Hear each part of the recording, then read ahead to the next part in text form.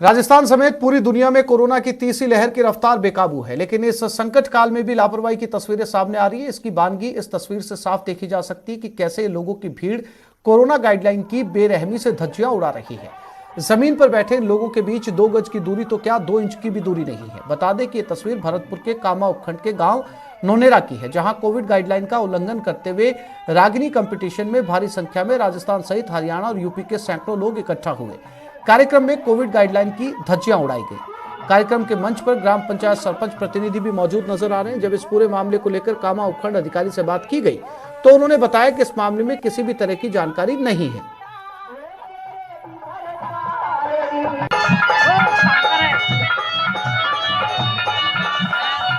और ये तस्वीरें चल रहा है मंच पर रागिनी कंपटीशन।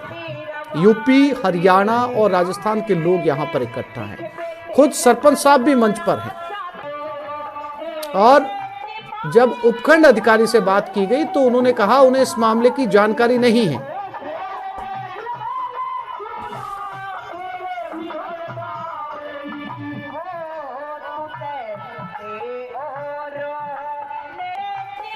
और इसी खबर पर ज्यादा जानकारी के लिए बात करते हैं हमारे भरतपुर संवाददाता दीपक पुरी के साथ। दीपक, सबसे पहले तो आपसे ये समझना चाहेंगे ताकि दर्शकों को भी इसकी जानकारी मिल पाए कि ये रागिनी कंपटीशन क्या है।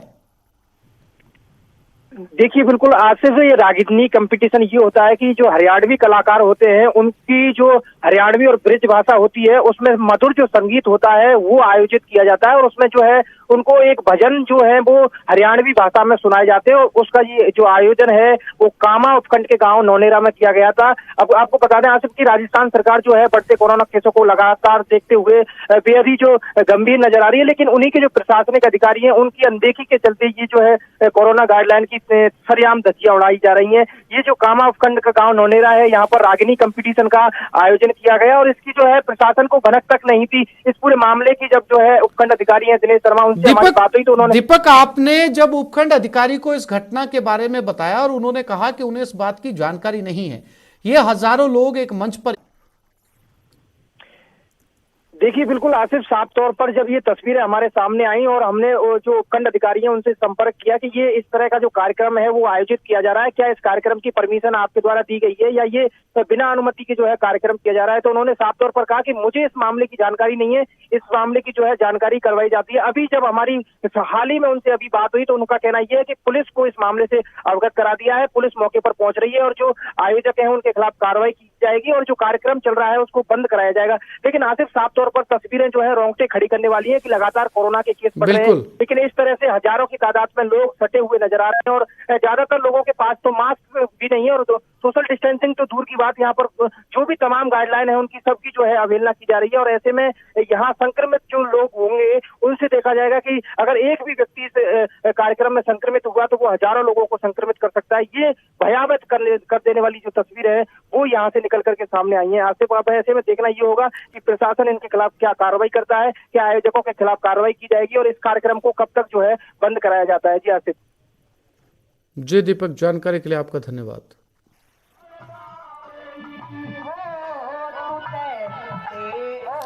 और ये तस्वीरें आपके सामने, प्रशासन ने इस पूरे मामले को लेकर कोई एक्शन अब तक नहीं लिया है। उपखंड अधिकारी कह रहे हैं कि उन्हें पता ही नहीं है कि यहां पर क्या चल रहा है, ये वीडियो देखने के बाद भी। यानी आप अंदाजा लगा सकते हैं कि प्रशासन जो है वो अपने कान और आंखें बंद करके बैठा है। एक तरफ राज्य सरकार लगातार नई नई गाइडलाइंस जारी कर रही है, पाबंदियों को बढ़ा रही है, वीकेंड कर्फ्यू लागू हो चुका है, और दूसरी तरफ ये तस्वीर। और इस तस्वीर पर एक्शन लेगा कौन? इस आयोजन पर एक्शन कौन लेगा?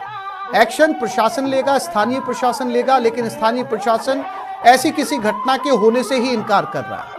आप अंदाजा लगा सकते हैं कि फिर कोरोना पर लगाम कैसे लगेगी। दूसरी लहर ने वो त्रासदी देखी है पूरे देश में, पूरी दुनिया के अंदर, जब सब ने किसी अपने को, किसी पड़ोसी को, किसी रिश्तेदार को खोया है। बावजूद उसके तीसरी लहर में ज्यादा आंकड़े सामने आ रहे हैं दूसरी लहर की बजाय। और ये लोगों की भीड़, इस भीड़ में महिलाएं भी हैं और आप देख पाएंगे छोटे छोटे बच्चे भी हैं, बुजुर्ग भी हैं। अगर यहां पर यह संक्रमण फैलता है तो कहां तक जाएगा? और टोंक की बरौनी पंचायत में भी कोरोना गाइडलाइन की जमकर धज्जियां उड़ाई गई। चंद कदमों पर थाना और ग्राम पंचायत में मेले का आयोजन हुआ, लेकिन रोकने और टोकने वाला कोई नहीं। एक तरफ सरकार की ओर से किसी आयोजन की अनुमति नहीं है, बावजूद मेले का आयोजन किया गया। गांव में मेले के दौरान झूले लगाए गए, खाने पीने और दूसरे सामान की दुकानें लगाई गई। एक तरफ संक्रमण बढ़ रहा है, वहीं इस तरह के आयोजन में होने वाली लापरवाही से कोरोना का खतरा लगातार बढ़ रहा है। मेले में लोगों ने मास्क नहीं लगा रखा, सोशल डिस्टेंसिंग तो बहुत दूर की बात है।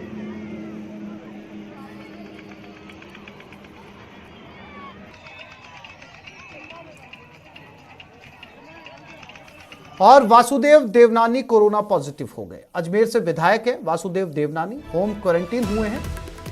11 जनवरी को उन्होंने जन्मदिन मनाया था।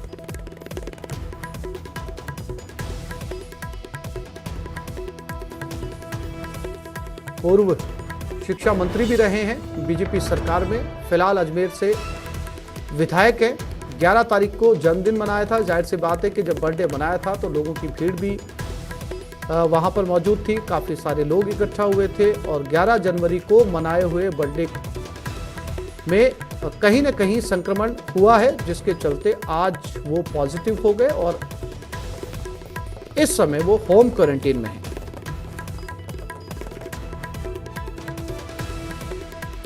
और प्रतापगढ़ के छोटी सादड़ी से बड़ी खबर है। छोटी सादड़ी में पुलिस टीम पर हमला हुआ। लूट के आरोपी को पकड़ने गई थी टीम, अपराधी और उनके परिजनों ने हमला किया। छोटी सादड़ी के पीथलवाड़ी गांव की घटना है। 5 थानों की पुलिस पकड़ने गई थी। आरएसी के 150 जवानों ने भी दबिश दी। गांव में घरों की तलाशी ली गई। 20 मोटरसाइकिल, 2 ट्रैक्टर बरामद किए गए।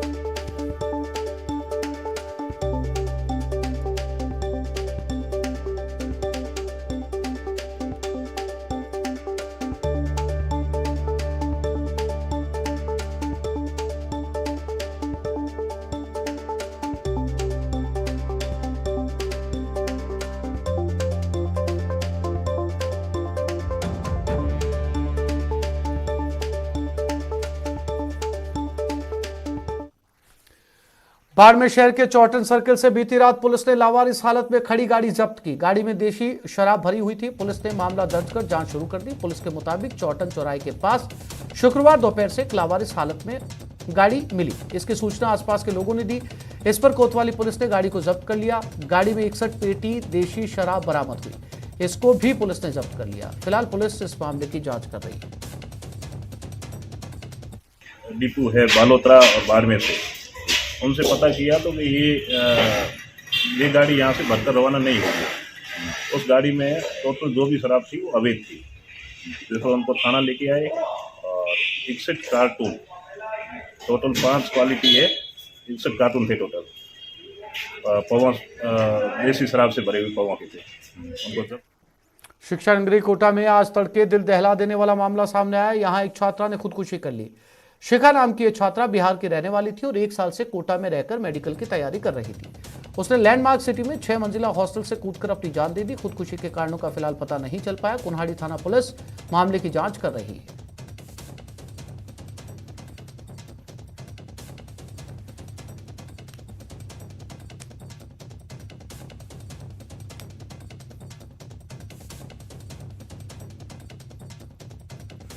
हॉस्टल में रह के मेडिकल की तैयारी कर रही थी। इसके पिताजी कल इसको लेके आए थे, तो आज सुबह ले जाने वाले थे।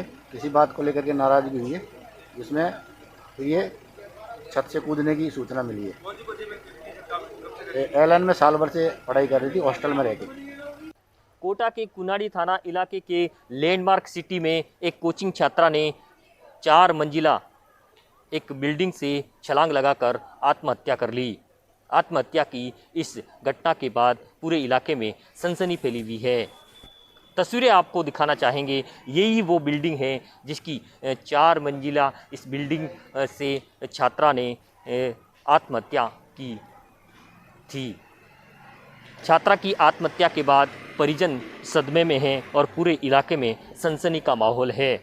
मृतका शिखा बिहार की रहने वाली थी और आत्महत्या के कारणों की फिलहाल कोई जानकारी नहीं मिल पाई, लेकिन प्रारंभिक जानकारी में सामने आया कि छात्रा ने परिजनों के मामूली मनमुटाव के बाद इस मौत को गले लगा लिया।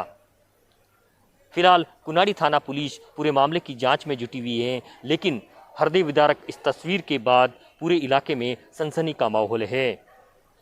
कोटा में हालांकि छात्रों के सुसाइड के मामले पहले भी आते रहे हैं, लेकिन 4 मंजिला बिल्डिंग से छलांग लगाकर आत्महत्या करने का ये मामला आने के बाद पूरे इलाके में सनसनी फैली हुई है। कोटा से न्यूज़ 18 राजस्थान के लिए ओम प्रकाश मारू।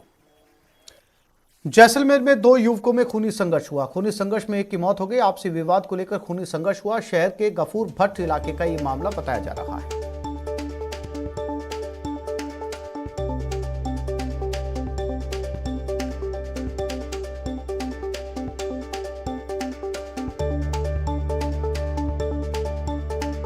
जैसलमेर की ये घटना है, बताया जा रहा गफूर भट्टा एक इलाका है जहां पर ये खूनी संघर्ष हुआ है।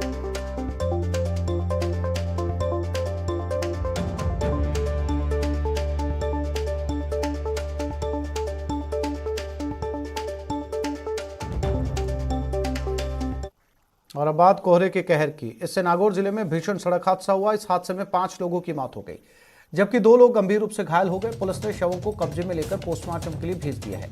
साथ ही घायलों को उपचार के लिए JLN हॉस्पिटल भर्ती करवाया गया। यह हादसा जोधपुर रोड पर चिमरानी गांव के पास हुआ, जहां बस और कार में भीषण टक्कर हो गई। इस हादसे की वजह घना कोहरा बताया जा रहा है।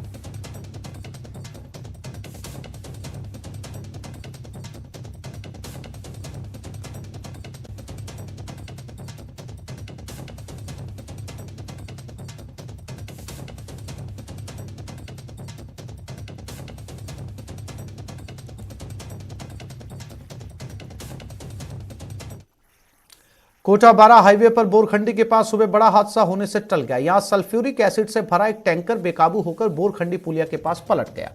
हादसे की सूचना पर बोरखेड़ा पुलिस मौके पर पहुंची। गनीमत रही कि हादसे में कोई हताहत नहीं हुआ, लेकिन टैंकर पूरी तरीके से क्षतिग्रस्त हो गया और एसिड के कट्टे अलग अलग बिखर गए। जानकारी के मुताबिक ये टैंकर चित्तौड़ से कोटा CFSL कंपनी जा रहा था।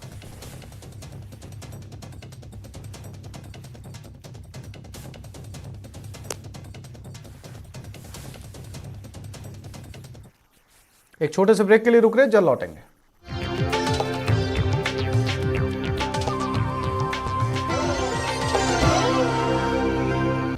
भारतीय सेना आज 74वां सेना दिवस मना रही है। आज से नई लड़ाकू वर्दी में हमारे जवान नजर आए। पीएम मोदी ने आर्मी डे की बधाई दी। पीएम मोदी ने ट्वीट कर साहसी योद्धाओं और उनके परिवार वालों को शुभकामनाएं दी। पीएम ने लिखा कि भारतीय सेना अपनी बहादुरी और प्रोफेशनलिज्म के लिए जानी जाती है। देश की सुरक्षा में सेना का योगदान शब्दों में बयान नहीं किया जा सकता।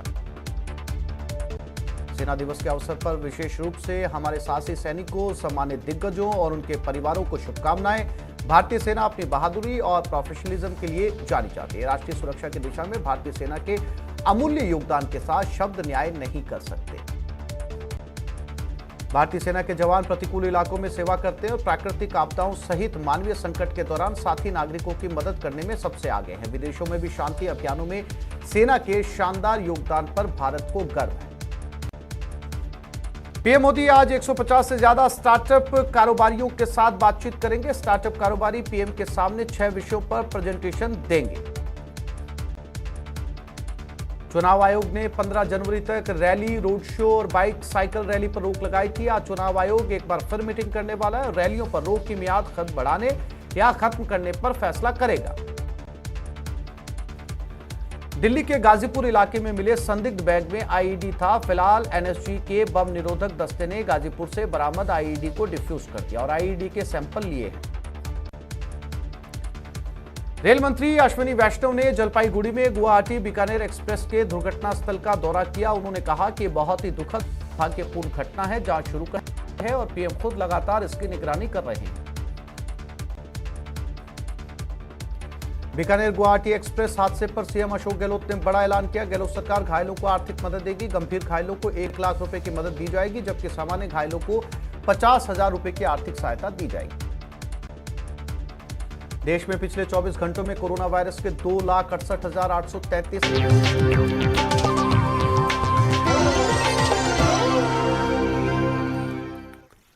और बजट को लेकर सीएम का बड़ा बयान। इस बार भी बजट शानदार होगा। सीएम ने कहा कोरोना को लेकर वित्तीय प्रबंधन पर जोर रहेगा। चिकित्सा में चिरंजीवी योजना वरदान साबित हुई है।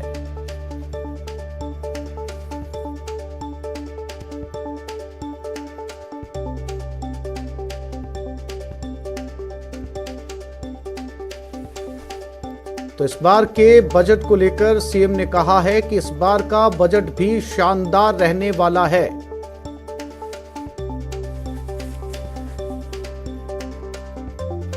कोरोना को लेकर वित्तीय प्रबंधन जोरदार रहेगा। चिकित्सा में चिरंजीवी योजना वरदान होगी। होती है, बच्चे पढ़े लिखे होते हैं डिसेबल्ड, उनके लिए अलग स्कीम कर रखी है हम लोगों ने, उनको अनुदान देने की तो कोई कमी नहीं रखी है। इस रूप में तमाम उनके लिए कॉल सेंटर के लिए अलग नंबर दिए हुए हैं 1800-180-61277। तो जितना हमने सोचा है कि किस रूप में हम आगे बढ़ते जाएं और राजस्थान में विषय योगदान देश के किसी भी राज्यों से पीछे नहीं रहे, ये मैं भी मंत्री जी को कह रहा था कि आप स्टडी करवाओ पूरे देश के अंदर राज्यों की और वहाँ देखें कि किन राज्यों में क्या नवाचार हो रहा है। उन नवाचार के आधार पर हम चाहेंगे कि राजस्थान में भी उन योजनाओं को हम लोग लागू करें। और कोरोना काल में हालांकि स्थिति फाइनेंशियली आप जानते हो कि बहुत तकलीफ आ जाती है, तब भी मैंने पिछला बजट जो पेश किया था किसी को महसूस नहीं होने दिया कि कोरोना काल के अंदर रेवेन्यू कम होगी तो बजट का क्या होगा। शानदार बजट पेश किया और इस बार उम्मीद है कि आप सबका आशीर्वाद से बजट आएगा, अच्छा आएगा और मैं समझता हूँ कि उसी रूप में हम लोग कर। सीएम गहलोत ने जोधपुर को शिक्षा की सौगात दी है। सीएम ने वीडियो कॉन्फ्रेंसिंग के जरिए मूक बधिरों के कॉलेज का उद्घाटन किया। बासनी, तबोलिया, मगरा, पुंजला में कॉलेज बना है। कार्यक्रम में वीडियो कॉन्फ्रेंसिंग के जरिए मंत्री टीकाराम जूली भी मौजूद रहे। इसके अलावा वीसी के जरिए कलेक्टर इंद्रजीत सिंह, संभागीय आयुक्त डॉक्टर राजेश शर्मा भी मौजूद रहे।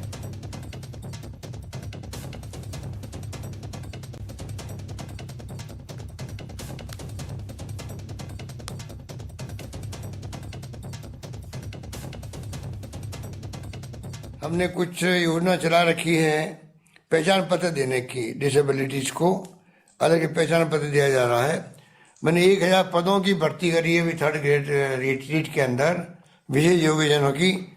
अगली बार रीट होगी तो और ज़्यादा उनके लिए कोटा रखेंगे जिससे कि विशेष योग्यजन को पढ़ाने वाले एक्सपर्ट टीचर्स बने, जिससे कि वो सही शिक्षा उनको दे सके। और अलवर हैवानियत मामले में बीजेपी नेता मनजिंदर सिंह सिरसा ने राज्य सरकार और कांग्रेस महासचिव प्रियंका गांधी पर निशाना साधा। सिरसा ने ट्वीट कर प्रियंका गांधी से कहा कि आप और आपकी पार्टी के लोग असंवेदनशील हैं और अमानवीय हैं। तथ्य झूठ नहीं बोलते। अलवर में भीषण दुष्कर्म हुआ, लड़की के परिवार को प्रताड़ित किया जा रहा है। आपका सिर शर्म से झुक जाना चाहिए। इस पूरे मामले में सिरसा ने पीड़ित लड़की की मां से बातचीत का हवाला दिया और कांग्रेस को भी ये बातचीत सुनने की नसीहत दी है।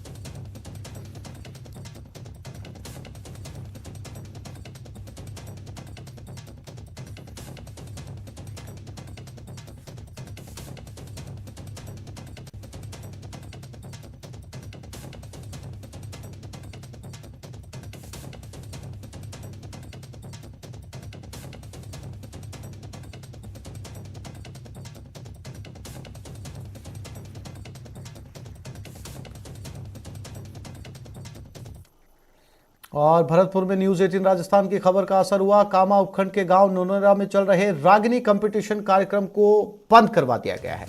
जुरहरा पुलिस द्वारा मौके पर पहुंचकर कार्यक्रम को बंद किया गया। एक मंदिर पर यह कार्यक्रम किया जा रहा था। अब प्रशासन द्वारा आयोजकों के खिलाफ कार्रवाई की जाएगी। न्यूज 18 राजस्थान ने इस खबर को प्रमुखता से प्रकाशित किया था, जिसके बाद पुलिस और प्रशासन हरकत में आया। उपखंड अधिकारी ने कहा कि थाना अधिकारी द्वारा आयोजकों को चिन्हित किया जा रहा है और कार्रवाई की जाएगी। ये राजस्थान की न्यूज 18 राजस्थान की खबर का बड़ा असर है। फिलहाल रागिनी कार्यक्रम को बंद करवा दिया गया है। कुछ देर पहले ही हमने इसको लेकर सवाल पूछे थे और अब फौरन ये एक्शन लिया गया है। ये तस्वीरें रागिनी कार्यक्रम की। अब इस रागिनी कार्यक्रम को कोविड गाइडलाइन के नियमों के चलते बंद करवाया जा रहा है।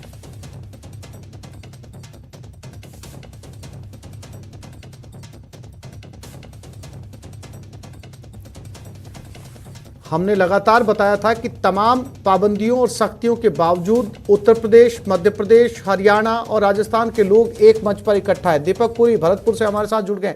दीपक, ये सामाजिक सरोकार से जुड़ी खबर थी। न्यूज 18 राजस्थान ने इसे प्रमुखता से दिखाया, प्रशासन से सवाल पूछे और प्रशासन ने भी कहीं ना कहीं इस पूरे मामले पर एक्शन लिया है। दीपक, देखिए बिल्कुल आसिफ, न्यूज 18 राजस्थान हमेशा से सामाजिक सरोकार के लिए जो खबरें हैं उनको प्रकाशित करते आया है और लगातार जो लोग हैं उनकी भावनाओं को देखते हुए खबरों को प्रकाशित किया। इसी तरह का ये मामला था, कामा उपखंड का गांव था नौनेरा, जहां पर जो है रागनी कंपटीशन आयोजित हो रहा था, जिसको लेकर के न्यूज 18 राजस्थान ने प्रमुखता से खबर दिखाई और अधिकारियों को इस मामले से अवगत कराया। खबर चलने के बाद में जो है पुलिस और प्रशासन हरकत में आया और चोरहरा जो थाना अधिकारी हैं संतोष कुमार, उनके नेतृत्व में जो है वहां पर पुलिस बल भेजा गया और वहां से जो रागनी कार्यक्रम आयोजित हो रहा था उसको बंद कराया गया। और अब इस पूरे मामले में जो है रागनी कंपटीशन जो आयोजित हो रहा था उसके जो आयोजक हैं उनको चिन्हित किया जा रहा है और उनके खिलाफ जो है सख्त कार्रवाई की जाएगी। उपखंड अधिकारी हैं दिनेश शर्मा, उनसे हमारी बात हुई तो उन्होंने कहा कि जैसे ही आपने इस मामले से अवगत कराया था और न्यूज 18 राजस्थान पर खबर चलने के बाद जिस तरह से उन्होंने मामले को संज्ञान में लिया और आनंद फानन में जो है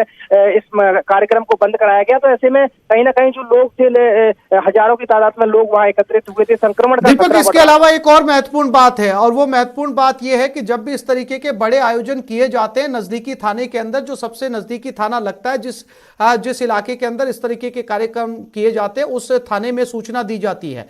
क्या उस थाने में सूचना दी गई थी? और अगर उस थाने में सूचना दी गई थी बावजूद उसके ये कार्यक्रम हुआ, तो क्या उस थाने में जो इंचार्ज है उस पर भी कार्रवाई की जाएगी? देखिए आसिफ, बिल्कुल इस मामले में किसी को भी जानकारी नहीं दी गई थी, ना तो इस मामले में थानाधिकारी को जानकारी थी कि ऐसा कोई कार्यक्रम आयोजित किया जा रहा है, ना इस मामले में उपखंड अधिकारी को जानकारी थी कि ऐसा कोई कार्यक्रम जो है आयोजित किया जा रहा है। ये जो पूरा मामला है वो न्यूज 18 राजस्थान पर खबर प्रकाशित होने के बाद।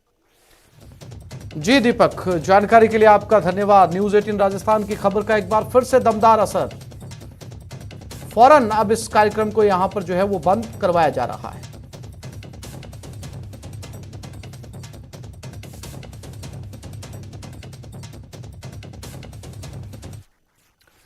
सफलता पाने की कोई उम्र नहीं होती, इसे मेहनत और लगन से किसी भी उम्र में हासिल किया जा सकता है और यही हमने अपनी पहल बायजूस यंग जीनियस सीजन 2 में हर बच्चे में देखा। आइए एक नजर डालते हैं ऐसी होनहार प्रतिभाओं पर जो पहले एपिसोड में दिखाए जाएंगे। पापा मुझे किक बॉक्सिंग करनी है। पापा प्लीज मुझे किक बॉक्सिंग करनी है। पापा मुझे किक बॉक्सिंग करनी है बस। पीछे मेरे अंधेरा आगे अंधी आंधी है, मैंने ऐसी आंधी में दिया जलाया है। मेरा नाम तजुल इस्लाम है एंड मैं कश्मीर से बिलोंग करती हूँ। मैं 14 साल की हूँ एंड मैं 2 times world kick boxing champion हूँ।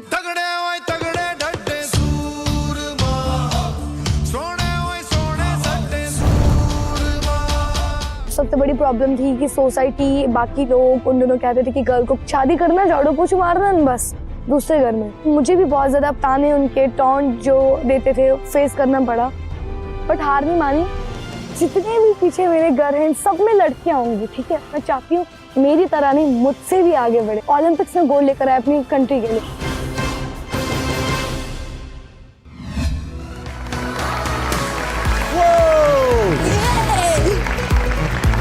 हेलो तजमुल, अरे बाप रे।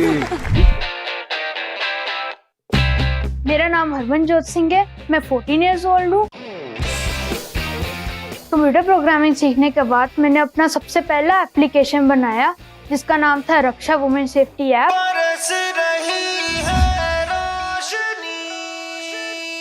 जो रक्षा ऐप है उसको हम SOS या इमरजेंसी की श्रेणी में डाल सकते हैं, जिसकी मदद से कोई भी महिला जब वो किसी बुरी स्थिति में फंसी हुई है तो वो आराम से उसके फीचर्स के थ्रू अपने आप को हेल्प कर सकती है किसी भी इमरजेंसी में। और मैं अभी रुका नहीं हूँ, ये तो अभी मेरी शुरुआत ही है।